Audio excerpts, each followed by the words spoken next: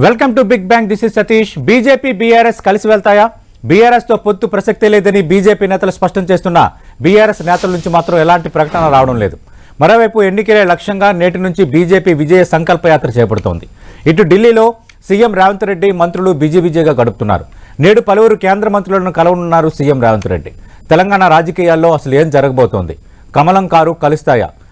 ఈ అంశంపై మనం బిగ్ బ్యాంగ్ డిబేట్లో మాట్లాడబోతున్నాం. చర్చలో పాల్గొంటున్నారు అధికార కాంగ్రెస్ పార్టీ నుంచి పీసీసీ ప్రధాన కార్యదర్శిగా ఉన్న కైలాష్ నాథ్ గారు, భారతీయ జనతా పార్టీ నుంచి ఆ పార్టీ సీనియర్ నేత రాష్ట్ర కార్యదర్శిగా ఉన్న ప్రకాష్ రెడ్డి గారు, అలాగే బీఆర్ఎస్ నుంచి మాజీ శాసనసభ్యులు మల్ల యాదవ్ గారు డిబేట్లో జాయిన్ అవుతున్నారు. రైట్, ప్రకాష్ రెడ్డి గారు, నిన్న రెండోసారి, గత వారం రోజుల్లో రెండోసారి నమస్తే సార్, మీ పార్టీ రాష్ట్ర అధ్యక్షుడు కేంద్ర మంత్రి ఉన్న కిషన్ రెడ్డి బీఆర్ఎస్ బీజేపీ పొత్తు ప్రసక్తే లేదు, ఒకవేళ ఆ తరహా వ్యాఖ్యలు ఎవరైనా చేసినా, ఆ ప్రచారం చేసినా చెంప చెల్లుమని మేళ కొట్టండి అంటూ, అంటే ఆయన స్వభావానికి వ్యతిరేకంగా ఫస్ట్ టైం మాట్లాడారు. ఆ స్థాయిలో ఇప్పుడు కిషన్ రెడ్డి మాట్లాడరు. అంటే అసలు ఏం జరుగుతోంది? ఖచ్చితంగా మీ రెండు కలుస్తాయని ఒక ప్రచారం ఒకవైపు నుంచి, కరాఖండిగా రాష్ట్ర అధ్యక్షుడు కేంద్ర మంత్రి చెప్పారు, అలాగే మీ పార్టీ జాతీయ ప్రధాన కార్యదర్శి బండి సంజయ్ కూడా మొన్న ఒక ప్రకటన చేశారు. ఏం జరగబోతుంది సార్? ముందు పెద్దలందరికి నమస్కారం. నమస్తే సార్. సతీష్ గారు, ఆ కిషన్ రెడ్డి గారు తన సహజ స్వభావానికి విరుద్ధంగా అటువంటి మాట మాట్లాడినంటే సమస్య ఎంత తీవ్రంగా ఉందో అర్థం చేసుకోవడానికి ప్రయత్నం చేద్దాం. ఓకే, గత శాసనసభ ఎన్నికలు 2018 23 శాసనసభ ఎన్నికల్లో కూడా కాంగ్రెస్ పార్టీ ఇదే ప్రచారాన్ని చేసింది.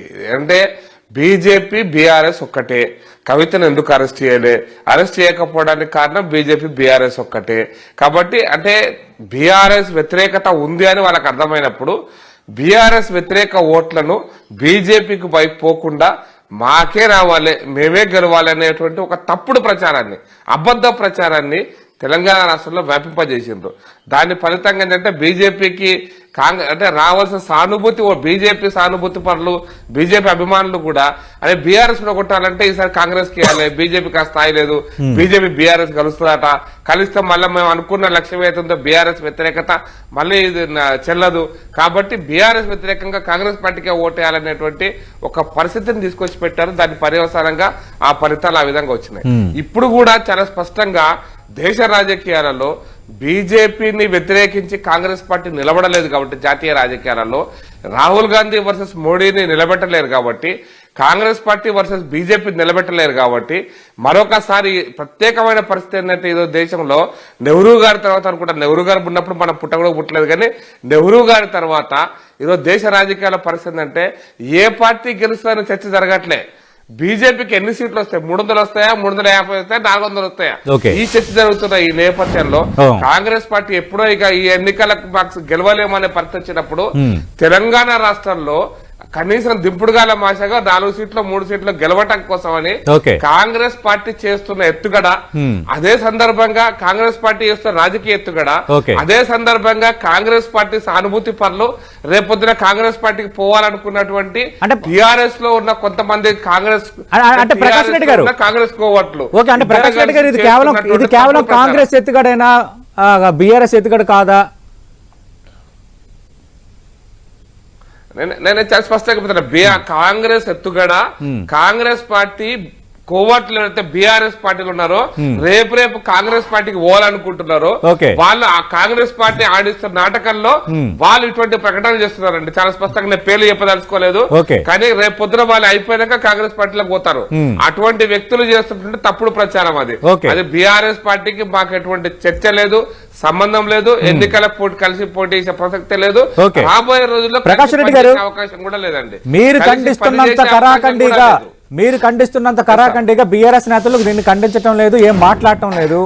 అందుకే ఏదో జరుగుతుందన్న అనుమానం తెలంగాణ ప్రజల్లో ఉంది, పొలిటికల్ సర్కిల్స్ లో ఉంది, మాలాంటి మీడియా వర్గాల్లో కూడా ఉంది. మల్ల యాదవ్ గారు, గుడ్ మార్నింగ్ సార్. అసలు ఏంటి బీజేపీ బీఆర్ఎస్ కలుస్తాయన్న ప్రచారం ఎక్కడ చూసినా గుప్పమంటుంది. రెండోసారి గత వారంలో కేంద్ర మంత్రికి అలాగే రాష్ట్ర అధ్యక్షుడు ఉన్న కిషన్ రెడ్డి ఖండించారు. ఆయన స్వభావానికి మించి చాలా తీవ్ర వ్యాఖ్యలు కూడా చేశారు. ఎవరైనా అలా మాట్లాడితే చెంప చెల్లు అనిపించండి అంటూ పిలుపునిచ్చారు పార్టీ శ్రేణులకి. అసలు కిషన్ రెడ్డి గారితోనే ఎవరైనా మాట్లాడారండి? కిషన్ రెడ్డి గారికి మాట్లాడమని చెప్పేసి వాళ్ళు అధికార ప్రతినిధిగా వాళ్ళకి ఏమన్నా మామూలుగా అధికారం ఇచ్చిరో లేదో తెలియదు కానీ మా పార్టీ నుంచి మాట్లాడండి కానీ సంప్రదింపులు కానీ ఈ పొత్తుల విషయం కానీ అధికారికంగా ఎవరు మాట్లాడింది లేదు. అటు వర్కింగ్ ప్రెసిడెంట్ గారు కానీ ఇటు మామూలుగా పార్టీ అధినేత కేసీఆర్ గారు కానీ ఏ స్థాయిలో ఉన్న ఒక నాయకుడితో మాట్లాడిన పరిస్థితి లేదు. కానీ ఎంత ఈ స్థాయిలో ప్రచారం జరుగుతోంది, ఈ స్థాయిలో బూమరంగ్ అవుతోంది, ఈ స్థాయిలో భారతీయ జనతా పార్టీ నేతలు మాట్లాడుతున్నప్పుడు లేదు అది కాంగ్రెస్ చేస్తున్న తప్పుడు ప్రచారం, మేము బీజేపీ కలవని కరాఖండికి ఎందుకు బీఆర్ఎస్ చెప్పలేకపోతుంది? అంటే మీకు ఏదో ఒక మూల కలవాలని ఏమైనా ఉందా? కలిస్తే మంచి జరుగుతుందన్న ఆలోచన ఏమైనా ఉందా? అసలు మాకు ఆ ఆలోచన ఉంటే కదా ఎవరో రోడ్డు మీద పోతున్నాయని ఏదో దిక్కిండు అని చెప్పేసానని మీరెందుకు ఖండించలేదు అని చెప్పేసానని అంటే ఎట్లా? అసలు మాకు ఆ ఆలోచన ఉంటే కదా పార్టీ కానీ పార్టీ అధిష్టానం కానీ అధినాయకుడు కానీ అటువంటి ఆలోచన ఉంటే అది వేరే విషయం ఎవరితోనైనా సంప్రదిస్తాం. ఓకే, ఏ నాయకుడితో ఇంతవరకు ఈ పొత్తుల విషయంలో సంప్రదించింది కానీ సలహాలు తీసుకున్నది కానీ ఏ విషయంలో మాట్లాడింది కానీ ఇంతవరకు లేనే లేదు. ఎవరికి వాళ్ళు బీజేపీ మనగడ కోసం వాళ్ళు కాంగ్రెస్ మనగడ కోసం కాంగ్రెస్ వాళ్ళు మాట్లాడుతున్న మాటలే తప్ప ఎప్పుడు కూడా ఈ పొత్తు పెట్టుకోవాలనే ఆలోచన మా పార్టీకి అధిష్టానానికి ఎప్పుడు లేదు. ఎవరిని సంప్రదించలేదు, ఏ స్థాయి నాయకుడిని కలవలేదు, కలిసే ఆలోచన లేదు, అవసరం అంతకంటే లేదు. తప్పకుండా మా ఓట్ బ్యాంక్ ఏదో మాకుంది. మొన్న జరిగిన అసెంబ్లీ ఎన్నికలలో పెద్ద వేరియేషన్ లేదు, 1.82% ఉంది. దానికి అనుగుణంగా ఈ 2.5 కాలంలో కాంగ్రెస్ పరిపాలనలో జరుగుతున్న ఇబ్బందులు ఏందనేది ప్రజలు కూడా గమనించారు. ఈ తెలంగాణని కాపాడగలిగిన వ్యక్తి, రేపేమైనా చేయగలిగిన వ్యక్తి ప్రభుత్వం పార్టీ అది కేసీఆర్ అనే ఒక ఆలోచనలో ప్రజలందరూ కూడా ఉన్నారు. కాబట్టి రేపు తప్పకుండా మళ్ళీ మా సత్తాన్ని మేము దాటుకుంటాం. పోయినసారి కూడా మామూలుగా అసెంబ్లీకి ఓడిపోయిన వాళ్ళందరూ రేవంత్ రెడ్డి గారితో సహా అసెంబ్లీకి ఓడిపోయిన వాళ్ళందరూ పార్లమెంట్ లో గెలిచారు. అంత మాత్రాన అసెంబ్లీకి ఓడిపోగానే పార్లమెంట్ లో గెలవరు, ఎన్నికలలో ఆ పార్టీ మనుగడే దెబ్బతింటది అనేది ఏం లేదు కదా. ఇప్పటికిప్పుడు మేము ఎవరితోనో తాపత్రపడాల్సిన అవసరం లేదు, తాతాలాడాల్సిన అవసరం లేదు. డెఫినెట్ గా మాకుండే ఓట్ బ్యాంక్ మాకుంది, మా వల్ల లబ్ధి పొందిన లబ్ధిదారులు ఉన్నారు. ఈ తెలంగాణ ఉద్యమం నుంచి మొదలు పెట్టుకొని ఇప్పటి వరకు పార్టీకి అనుబంధంగా ఉన్న సానుభూతి పరులు ఉన్నారు. ఈ పార్టీని ఎట్లా రక్షించుకోవాలి, ఈ పార్టీ ఈ తెలంగాణకి ఏ రకమైన పనులు చేయాలనే ఆలోచన అధిష్టానానికి ఉంది. ఈ పార్టీ ఉంటేనే ఈ తెలంగాణకి మేలు జరుగుతుందనే అభిప్రాయం ప్రజలకు ఉంది. కాబట్టి డెఫినెట్ గా మాకు వచ్చే ఇబ్బంది లేదు. మేము పత్తుల కోసం పడాల్సిన అవసరం లేదు, తాతాల పడాల్సిన అవసరం లేదు. కైలాష్ నాథ్ గారు 1 సైడ్ లవ్ లేదు, 2 సైడ్ లవ్ లేదు, మీరు వాళ్ళిద్దరూ ఒకటే, వాళ్ళిద్దరు మళ్ళీ కలుస్తున్నారు అని కాంగ్రెస్ నేతలు మాట్లాడుతున్నారు. గతంలో 2023 డిసెంబర్లో జరిగిన, గతం అంటే ఇంకా ఎక్కువ రోజులు, ఒక 2-3 నెలల కింద జరిగిన ఇక్కడ జరిగిన అసెంబ్లీ ఎన్నికల్లో కూడా ఇదే ప్రచారం చేసి భారతీయ జనతా పార్టీని దెబ్బతీసింది కాంగ్రెస్ పార్టీ. మళ్ళీ ఈసారి అదే తరహా ప్రచారం చేస్తున్నారు, విష ప్రచారం చేస్తున్నారు. కాంగ్రెస్ వేస్తున్న ఎత్తుగడని బీజేపీ కొట్టిపారేస్తుంది. వాళ్ళెవరో ఆ విధంగా అంటున్నారని మేమెందుకు ఖండించాలి అని బీఆర్ఎస్ అంటుంది. సార్ మీకు తర్వాత ప్యానల్ ఉన్న పెద్దలకు 10 టీవీకి నమస్కారం. నమస్తే అండి. సార్ ఇవాళ కొత్తగా ఏం లేదు సార్, 9 సంవత్సరాలుగా వారి మధ్య ఉన్నటువంటి అనేకమైనటువంటి స్నేహాలు, చీకటి ఒప్పందాలు, రహస్య ప్రేమలు ప్రపంచమంతా చూసింది. మీరు చూసినాం, మేము చూసినాం. ఒక రాష్ట్రపతి బిల్లు గాని, ఒక జిఎస్టీ గాని, నోట్ల రద్దే గాని, ఆ తర్వాత రైతులకు వ్యతిరేకంగా చేసిన నల్ల చట్టాలే గాని, ఆ తర్వాత లిక్కర్ స్కామ్ లో వాళ్ళ బిడ్డ వదిలిపెట్టినప్పుడు ఎన్ని ప్రగల్భాలు పలికిరో, ఏం పలికిరో ప్రపంచం చూసింది. ఢిల్లీ పోయిన తర్వాత వాళ్ళు మోకరిల్లిరు. ఈ రాష్ట్రానికి వచ్చి కొంతమంది మంత్రులు ఏమో వాళ్ళని బొగిడిరు, కేంద్రం పోయిన తర్వాత తిట్టుడు, ఆ తర్వాత కాళేశ్వరం కుంభకోణం అని చెప్పిండ్రు, కేంద్రం పోయినాక వాళ్ళకి అవార్డులు ఇచ్చుడు. ఇదంతా కూడా వారి మధ్య ఉన్నటువంటి ఒక రహస్య ప్రేమని ఈ ప్రపంచం చూసింది కాబట్టి మనం ఓడించారు. అయితే ఇప్పుడు చివరి దశలో భారతీయ జనతా పార్టీ ఏదో తెలంగాణ మేము చేసేస్తాము మొత్తం అనేటువంటి ప్రచారం కొరకు అంగు ఆర్పడకపోవడం, ఇప్పుడు కొత్త దుకాణం తెరిచారు. తెలంగాణ ప్రజలు వారిని నమ్మరు కాక నమ్మరు. నమ్మితే గనక మొన్న జరిగినటువంటి ఎన్నికల్లో మీరే అధికారంలో వచ్చి ఉండేవారు. ఎందుకు రాలేకపోయినారు? ప్రజలకు విశ్వాసం లేదు, కొట్లాడలేరు కేసీఆర్ తోటి. కేసీఆర్ అవినీతి మీద చర్యలు తీసుకోరు. కేసీఆర్ తోటి ఉన్నటువంటి ఒక రహస్య చీకట్లో ప్రేమించుకోవడం, బయటకు వచ్చి కొట్లాడుకోవడం, గల్లీలో కొట్లాట, ఢిల్లీలో ప్రేమ. ఇది ప్రపంచం మొత్తం చూసిన తర్వాత వారు చేసినటువంటి వికృత కార్యకలాపాలను అరికట్టడంలో భారతీయ జనతా పార్టీ వైఫల్యం చెందింది కాబట్టి మాకు అధికారులు ఇచ్చారు. ఇక రెండో విషయం, ఎవరు లీకులు ఇస్తారండి? మాకేమవసరండి? తెలంగాణలో అధికారంలో ఉన్నది మేము, ప్రజలకు బాధ్యత, ప్రజలకు జవాబుదారిగా ఉన్నాము. మాకు 5 సంవత్సరాల సమయం ఉంది. తప్పకుండా పథకాలే గాని సంక్షేమ కార్యక్రమాలు అన్ని చేసి ప్రజల ముందు ఓట్లు అడుగుకుంటాం. వీళ్ళకు ఓట్లు అడగడానికి ఇప్పుడు టిఆర్ఎస్ కు అంటే బీఆర్ఎస్ గా మారింది. బీఆర్ఎస్ అంటే నాకు తెలిసి అది బీఆర్ఎస్ కూడా కాదు, మళ్ళా టిఆర్ఎస్ వస్తుంటుంది. ఎందుకంటే అన్ని రాష్ట్రాలలో బీచారం ఎత్తే పరిస్థితులు ఉన్నది. వీళ్ళు వేరే రాష్ట్రాల్లో పోటీ చేయరు. ఎక్కడైతే కాంగ్రెస్ గట్టిగా ఉంటుందో దాన్ని నాశనం చేయడానికి భారతీయ జనతా పార్టీకి అనుబంధంగా పనిచేసినటువంటి మీరు ఇవాళ కొత్త దుకాణం పెట్టారు. ఏంటిది? వైఫల్యం చెందింది ప్రభుత్వం చేసిరు, మా సంక్షేమ పథకాలని చెప్తా ఉన్నా. నేను ఒక్క మాట అడుగుతా ఉన్నా, మీరు చేసినటువంటి 1000 వాగ్దానాలలో 999 నెరవేర్చలేదు అని చర్చకు సిద్ధమైతే మీరు చర్చకు సిద్ధమే. నా కళ్ళ కూర్చుంటే కానీ వచ్చినటువంటి 70-80 రోజులలోనే అంత మొత్తం కావాలని దానిపైన ఆల్రెడీ అసెంబ్లీలో విస్తృత చర్చ జరిగింది. మీరు పవర్ పాయింట్ ప్రెజెంటేషన్ ఇచ్చారు, వాళ్ళు కొన్ని వివరాలు బయట పెట్టారు, మీడియా సమావేశాల్లో మాట్లాడుకున్నారు, అదంతా జరిగింది. అంటే ఇప్పుడు ఎన్నికలు వస్తున్నప్పుడు 2023 డిసెంబర్ ఎన్నికల్లో కాంగ్రెస్ పార్టీ కలిసి వచ్చిన అంశాల్లో బీజేపీ బీఆర్ఎస్ ఒకటి అన్న ప్రచారాన్ని బలంగా జనంలోకి తీసుకువెళ్ళడం అనేది వన్ ఆఫ్ ద ఫ్యాక్టర్. ఇప్పుడు మళ్ళీ అదే ఫ్యాక్టర్ ని తెర ముందుకు తెస్తున్నారు అనేది భారతీయ జనతా పార్టీ చేస్తున్న ఆరోపణ. మరోసారి ఆ తరహా విష ప్రచారం చేస్తున్నారు. సతీష్ గారు చెప్పండి సార్, చెప్పండి. 100% వారు ఇప్పటికీ రేపటికి మరొక రోజుకు ఖచ్చితంగా వారు రహస్య మిత్రులు కావచ్చు, బహిరంగ మిత్రులు కావచ్చు. ఎందుకంటే జరిగిన పరిణామాలు మొత్తం ఆ రకంగానే ఉన్నాయి తప్ప ఏనాడు కేంద్రంలో అధికారం ఉన్న మీరు వారు చేసిన అవినీతి మీద కానీ తప్పుడు మీద కానీ చర్యలు తీసుకోలేదు. జరిగినటువంటి ఒక ఈడీ కుంభకోణానికి కూడా ఈడీలో దర్యాప్తులో కూడా మీరు పక్కకు పెట్టిరంటే దీని వెనుక రహస్య ఒప్పందం బీఆర్ఎస్ బీజేపీ చేసినటువంటి కపట నాటకాన్ని తెలంగాణ ప్రజలు అర్థం చేసుకున్నారు. కాబట్టి మాకు అధికారం ఈడీ విచారణ మోడల్ మీద కవిత సుప్రీంకోర్టుకు వెళ్లారు. సుప్రీంకోర్టుకు సంబంధించి అక్కడ నుంచి ఎలాంటి సతీష్ గారు వీరు విచారణ పేరుతోటి డికే శివకుమార్ ఎంత ఇబ్బంది పెట్టిరు, మహారాష్ట్రలో మాకు సంబంధించినటువంటి ఉన్న నాయకుల మీద శివసేన వాళ్ళ మీద ఎంత పెట్టిండ్రు, తృణమూల మీద ఎంత పెట్టిండ్రు, తర్వాత ఉత్తరప్రదేశ్ లో తమిళనాడులో ఏం చేస్తున్నారు, ఇవన్నీ ప్రపంచానికి ఏదో పెద్ద చర్యలు తీసుకుంటారు. మీకు అనుకూలంగా ఉన్నటువంటి పార్టీల మీదనేమో ఒక ప్రకాష్ రెడ్డి గారు కిషన్ రెడ్డి ఖండించిన, ప్రకాష్ రెడ్డి ఖండించిన, రెండు పార్టీల మధ్య రహస్య ఒప్పందం ఉన్నదన్నది మేము చెప్పినంత మాత్రాన కాదు, చాలా ఉదాహరణలు ఉన్నాయి. ప్రజలు కూడా చూశారు, నమ్మారు. ఇప్పుడు కూడా రహస్య ప్రేమ కొనసాగుతుంది, ఖండించినంత మాత్రాన లేదు అని అనలేము. ఇప్పుడు వాళ్ళకి సపోర్ట్ గా ఉన్నారు కాబట్టి ఇక్కడ ఒకలా వ్యవహరిస్తున్నారు కొన్ని కేసుల విషయంలో. అలాగే ఎవరైతే వాళ్ళకి అపోనెంట్స్ గా ఉన్నారో, ఎవరైతే వాళ్ళతో డిఫర్ అవుతున్నారో వాళ్ళ విషయంలో ఒకలా వ్యవహరిస్తున్నారు. ప్రజలు చూస్తున్నారు కదా అంటున్నారు కైలాష్ నాథ్ గారు. నేను ఒక మాట చెప్పదలుచుకున్నాను సార్ కాంగ్రెస్ నాయకులకి. అబద్ధాలు చెప్పి చెప్పి చెప్పి ఏదో ఒక రోజున మీరు మీ బతుకుల రోడ్డు మీద తెచ్చుకుంటారని మాత్రం చెప్పదలుచుకున్నా ఒకటి. రెండో పాయింట్ ఏంటంటే మరి కాంగ్రెస్ బీజేపీ బీఆర్ఎస్ బీజేపీకి సంబంధం ఉంది, ఓకే వాళ్ళు చెప్తున్నారు ED case, BD case, CD case అని. మన నళిని చిదంబరం కేసు బీజేపీకి చిదంబరం సంబంధాలు ఉన్నాయా? చిదంబరం బీజేపీ కలిసి పనిచేస్తున్నాయా? నళిని చిదంబరం ఎందుకు అరెస్ట్ చేయలేకపోయింది కేంద్ర ఈడీ అనేది సుప్రీంకోర్టు న్యాయస్థానంలో లేదా? అంటే ఎందుకు అబద్ధాలను ఇంత పచ్చిగా బూతులు మాట్లాడినట్టుగా మాట్లాడతారు అబద్ధాలు అనేది నా అభిప్రాయం అండి.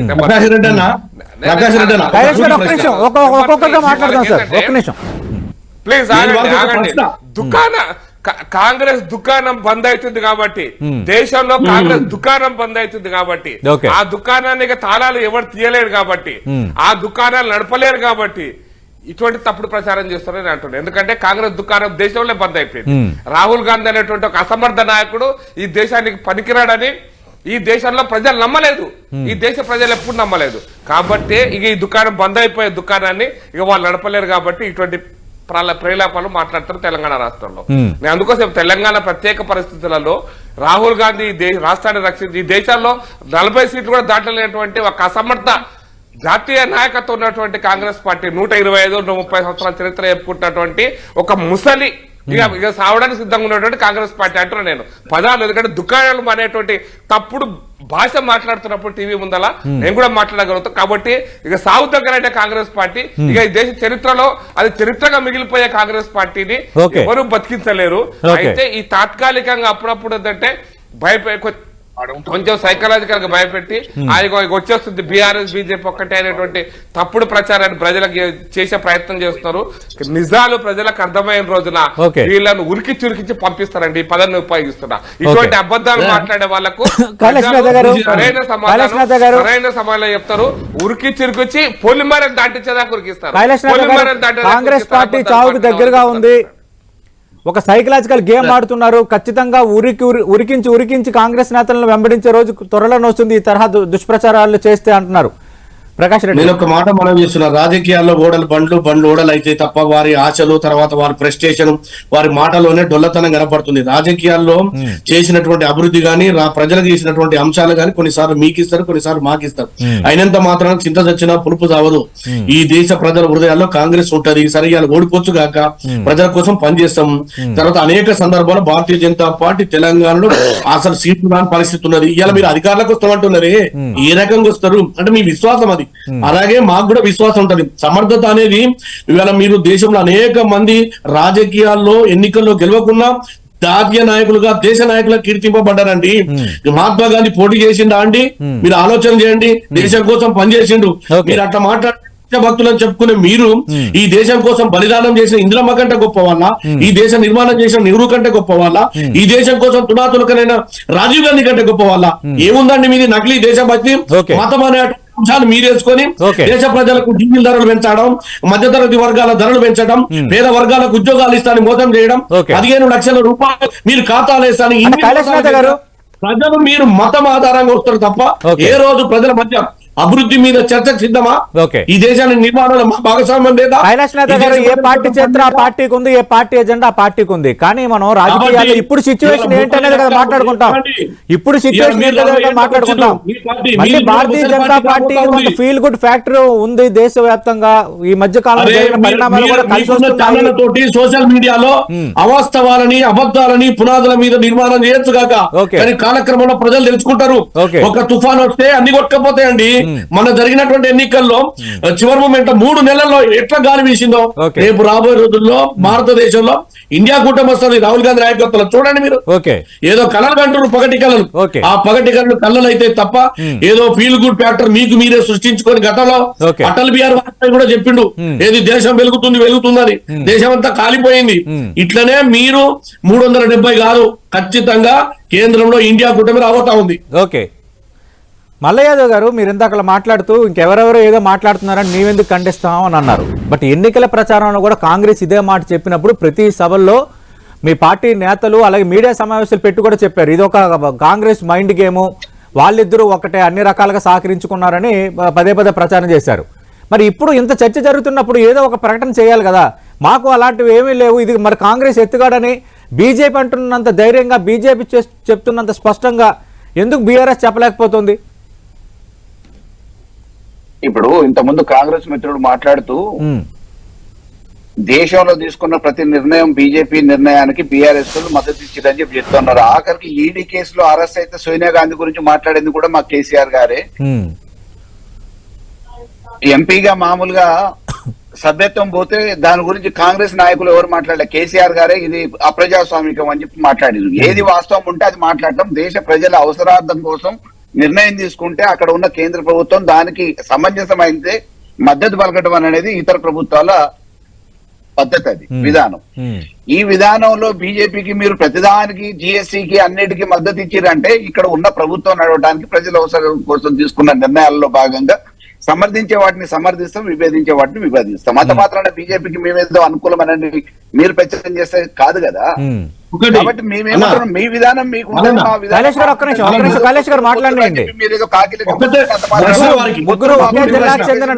మాట్లాడాల్సిన అవసరం ఏమున్నది? మల్లన్న ఒక సూటి ప్రశ్న మీకు.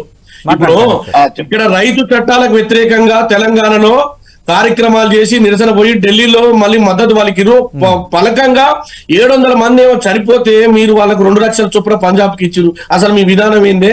ఇప్పుడు బీజేపీ మీద గాని లేదా బీజేపీ తీసుకున్న నిర్ణయాల మీద గాని నేను ఒకటే ప్రశ్న, దీని మీద చెప్పండి దయచేసి. రైతు చట్టాల గురించి విభేదించి మేము మాట్లాడాల్సిన పద్ధతిలో మాట్లాడినాం. పార్లమెంట్ లో మా వాణి నిలిపించినాం. మా పార్లమెంట్ సభ్యులు నల్ల చట్టాలకు అనుకూలంగా ఓటేసి తిరిగి మళ్ళీ రైతు చచ్చిపోయిన వాళ్ళకి పైసలు ఇచ్చొస్తాను పోతుంది. ఇది కాదా విషయాలలో ఏ సందర్భంలో ప్రజల అవసరార్థం కోసం మీరు మామూలుగా స్పందించారు, మేము స్పందించిన నిర్ణయం అనేది ప్రజలకు అందరికీ తెలుసు. ఓకే. గెలుపోవటములు సహజం. ఈ రోజు ఏదో మామూలుగా ఓటమి చెందినంత మాత్రాన మొత్తం ఏదో అయిపోతుంది అని చెప్పేసి మీరు కలలు కంటే 10 సంవత్సరాలు లేరు. పట్టుకున్నారని చెప్పి చెప్పారు, అధికారం ఇచ్చారు. కాబట్టి ఇది ఏది శాశ్వతం కాదు. రేపు మామూలుగా ప్రజలు ఎవరిని నిర్ణయించాలి, ఎవరికి పరిపాలన ఇవ్వాలి, ఎవరి వల్ల చేతనైతుంది, ఎవరు సమర్థులు అనేది నిర్ణయించాల్సింది ప్రజలు. డెఫినెట్ గా ఆ ప్రజా నిర్ణయానికి కట్టుబడి ఉండాల్సిందే. ఇవాళ ఏదో ఓటం పాలనేంత మాత్రాన మామూలుగా ఏదో అయిపోయింది, వాళ్ళతో పొత్తులు వీళ్ళతో పొత్తులని ఊహాగానాలు